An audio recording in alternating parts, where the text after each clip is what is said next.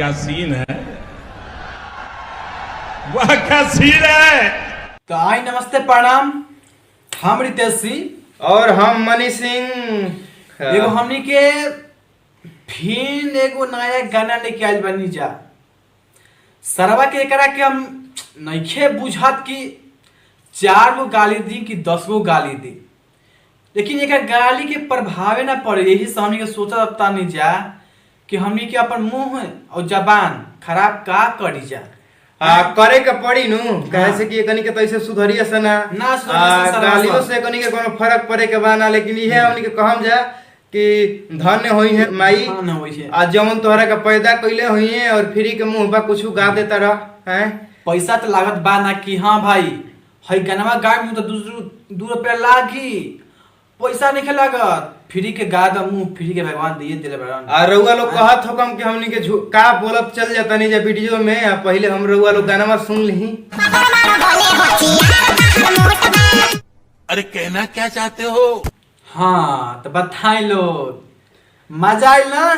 बहुत मजा आई रउआ लोग के जे हाँ। अतना ऐसा गाना पर जाकर व्यू देखी 2 लाख 3 लाख कम से कम व्यू 3 लाख के महत्व होला महाराज। बहुत बहुत महत्व होला। अतना व्यू रउआ लोग पहुंचा देता नहीं के सुनता, हम थोड़ा सुनता नहीं। हमारा व्हाट्सएप पे आज गाना आइल है येला आ हमनी के देखनी जाता सोचनी जे कि चला वीडियो बनावल जाओ कैसे कि अतना खराब गाना होता तब हमनी के वीडियो बनावत जा। देखी बढ़ियो गाना रही तो हमनी के गाना पर वीडियो बनाई जा, ऐसा में हमें नहीं खे। हमनी को हमें बढ़िया गाना रही तो हमनी के कहब जे कि गाना के आप लोग जाके सुनी, बढ़िया गाना पर सुने लायक बा।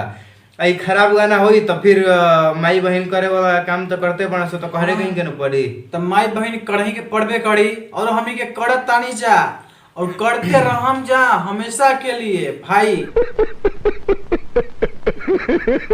ये समझ लो लोग, ठीक है के कहे से कि देखी आजकल गायक तो बड़े वैसन, लेकिन गावे वाला लड़की भी जवन बड़ी सन आजकल उहो ऐसने बड़ी सन। गायक वाला जवन गाना गावता लड़का ओकर शब्द ठीक रहता, लेकिन जितना भी खराब होता हर लड़की में लड़की के शब्द खराब रहता। ऐसा ऐसा शब्द बोलता ऐसन कि अब का कहल जाओ। ससुरी तोहनी के 16 के उम्र होता, वो तो सबके बुझाता जवानी चढ़ता रे तोहनी के बेटी चोद। तो थोड़ा सा कंट्रोल करके सीखा सन ना। कंट्रोल करसन चाहे ना करसन उससे हमनी के थोड़ा फर्क पड़े के बा, लेकिन ऐसा ऐसा गाना मत गावसन। जाची करे के बा तोहनी के करसन कैसे कि सब लोग के पता बा कि तोहनी के का होता का नहीं होता भोजपुरी इंडस्ट्रीज में। ऐसे तोहनी के समझावल जाता कि तोहनी के कम से कम वीडियो में भोजपुरी में ऐसा ऐसा तो मजाक भोजपुरी से मत करसन। सरस्वती है ये, सरस्वती के दिन से लोग ऊपर पहुंचले चलते तोहनी के नीचे बढ़ सन। मतलब कुछ वो तो सोच रहे साला तोहनी की बेटी चोद है।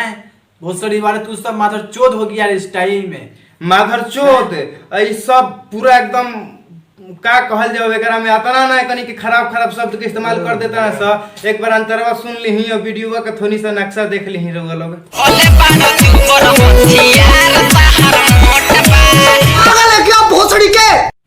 हाँ तो तारा बेटी चोदो लोग हैं मतलब ऐसा ही तू गाना गईबा।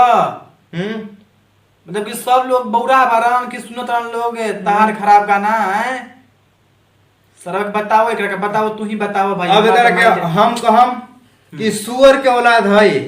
सुअर मत कह ना ना ना ई सुअर के औलाद है कदा के कहन का कि सुअर से खराब ना होला कुछ चीज। ओकर औलाद बा त ई ऐसन ऐसन लोग के तो दुनिया में रहे के भी ना चाहिए। जौन जाना ई गाना गइले बड़ा तोहरे के कहत नहीं तार नाम पता हमरा भी नहीं के पता कि तू कौन गायक हवा का हवा काहे कि तू गायक रहत तो तारा के लोग जानतन, लेकिन तारा के तो ये कुत्तो ना जानेला कि तू का हवा।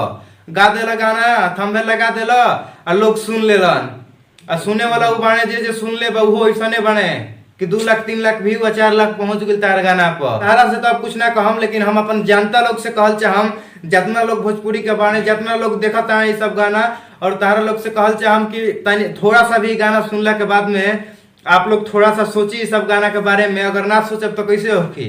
रउआ लोग जब ना सोचब इस सब के बारे में तो हमनी के भोजपुरी कहीं के नहीं रहे लायक। बहुत बदनामी हो रहा बा, बहुत ज्यादा बदनामी हो रहा बा। हमनी के सही नहीं जा वीडियो बनावत। जब जिंदगी से तंग आ गनी है जानू, जब कान हमनी के बहिर हो गिल ह ये सब गाना सुन सुन के, तब हमनी के पागल ना है जा कि केहू को ऐसे ही गाली दे दो और टाइम निकाल के मतलब केहू के मतलब कि टाइम दे दो हईसर पर हौसर हमनियो जी में बहुत काम बा, ऐसा बात नहीं के, लेकिन सर हमनियो के कानून में थोड़ा बहिर टाइप के हो गइल बन जा। उनके वीडियो बनावे खातिर 1 घंटा 2 घंटा टाइम निकालत नहीं जा।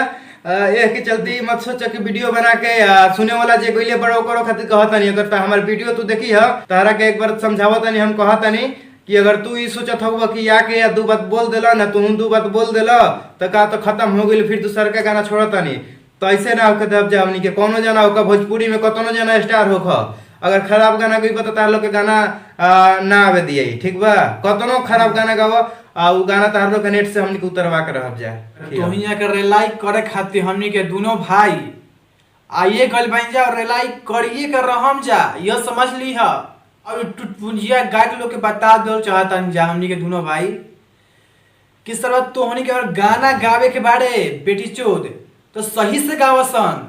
इस सब गाना इन्हें से उठा के चुरा के उड़ा के अपने से लिख के बहन चली का रे, मतलब कि तेरा बाप के हई, अगर बाप के तोरा बाप के हगा भोजपुरी है जौन कुछ गा देता रे नेट पर रिलीज कर देता है बाप के है लाज शर्म तो सारे नहीं के तारा तो तू कुछ कर देबा है सब अपना बापे के मत समझा। ये पूरा बिहार के है, पूरा यूपी के है, जितना तार बाप के तार दादा के मतलब तार दादा के परदादा यहाँ रख के ना गई रहन के हाँ बेटा तू ही रहबा, तू ही है सब गानावा गईब, ठीक ना। देह से समझावल जाता तू इंसान होगा तो समझ जी दूसर का गाना ऐसा ना छोड़बा। अगर तू इंसान ना होखबा तो ऐसा ऐसा गाना छोड़बा और फिर तू अपन कर्म देख लिया। अपना तारा का बता देता नहीं जा। अब हमने के ज्यादा है वीडियो में ना बोलब जा, लेकिन ऐसा गाना दोबारा आई तो तू सोच लिया। और इस वीडियो को आप लोग इतना शेयर कीजिए, इतना शेयर कीजिए कि जो सिंगर ने इस गाना को गाया है उस तक आप लोग ने इस वीडियो को पहुंचाइए। तो धन्यवाद, चलते हैं अगला वीडियो में आप लोग से मिलते हैं भाई मजा आया।